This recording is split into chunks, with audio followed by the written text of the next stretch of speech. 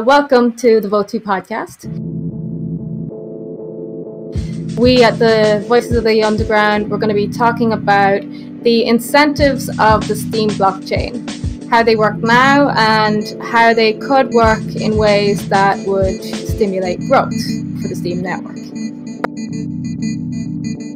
A lot of people say that the linear reward curve caused these bidding bots, but from what I heard, the bidding bots are also working on Golos, which doesn't have a linear reward curve. It has a quadratic reward curve.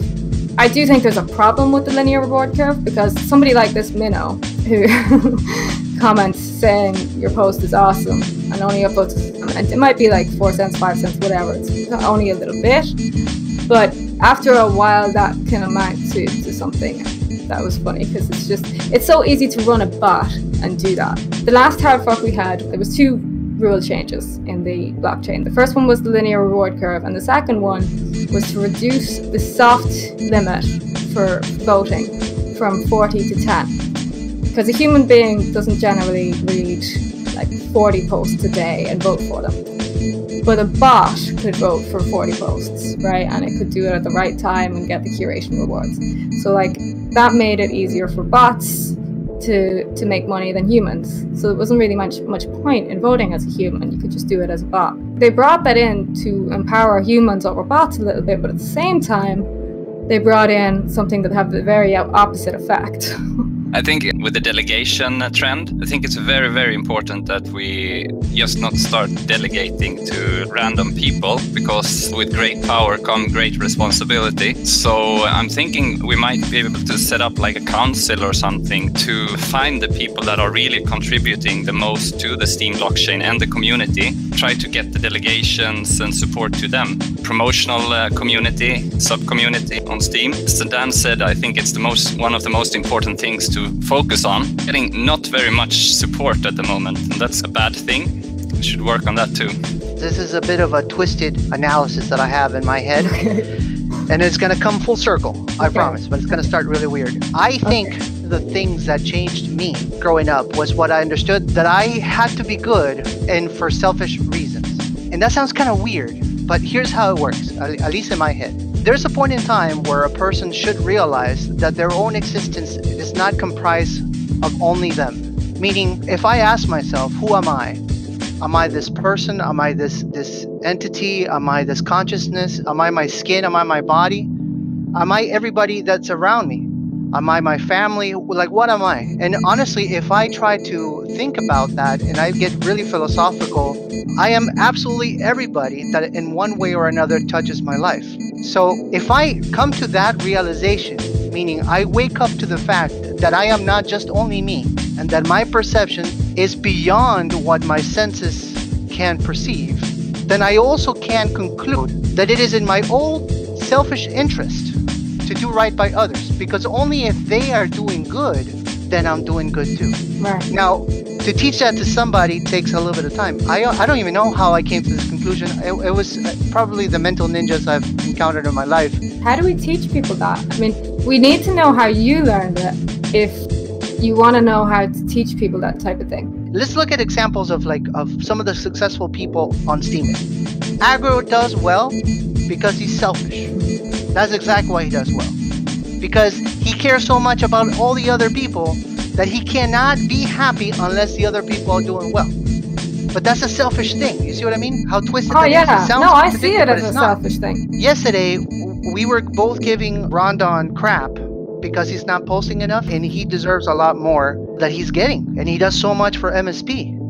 But my reason for wanting Rondon to do better is completely selfish. It's because I will not feel good if somebody that gives so much doesn't get also something.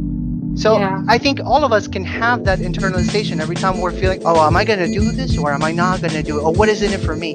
It's a type of human nature though, isn't it? I mean, not everybody has it. Like, I think everybody could have it, but some people are in a certain predicament in their lives where they can't feel sympathy or empathy for others.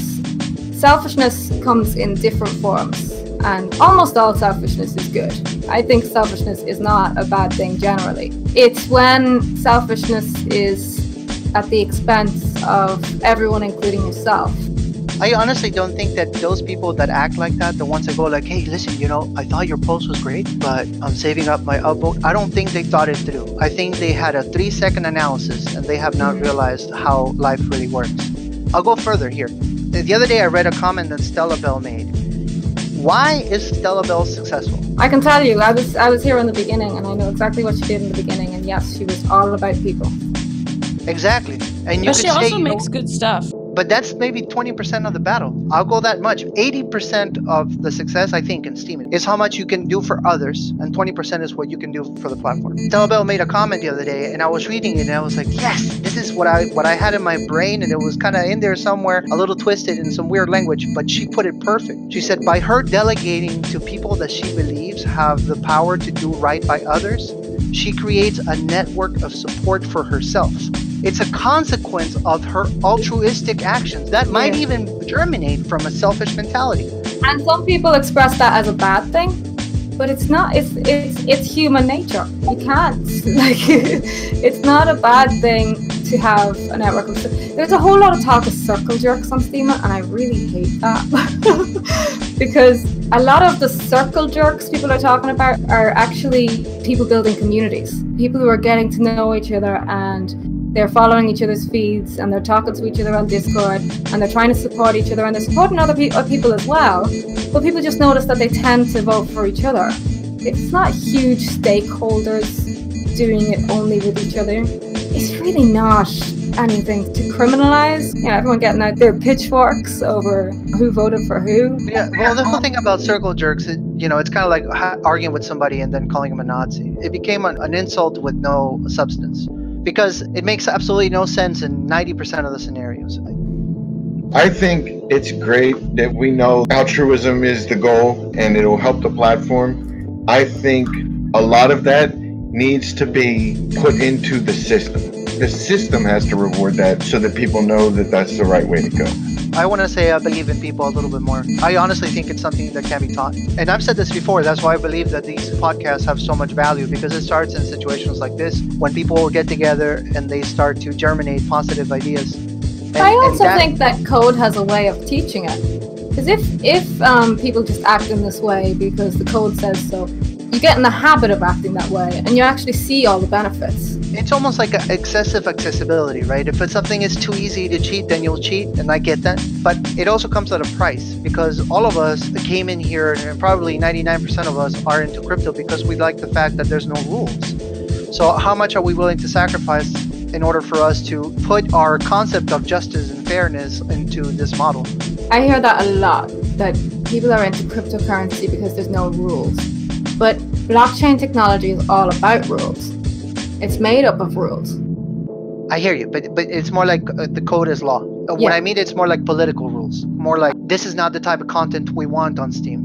There's nobody out there that can say, oh, the way that the Steam was supposed to do is supposed to be only content about crypto and investment. There's no such rule. Yeah, the whole argument go like, oh, this is not the place for writers.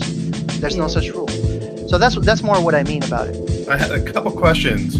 So you started this by saying that Steam hasn't taken over the world and we're not growing as fast as we should. Do you have a sense of how fast we are growing, or how, if we are growing at all? Well, I didn't say we're not growing as fast, but I feel like we're not currently doing things that stimulate growth. I mean, I think what some of us are doing that's stimulating growth in communities and things, but the bots, for example, just have a way of making it difficult for content creators to monetize what they're doing.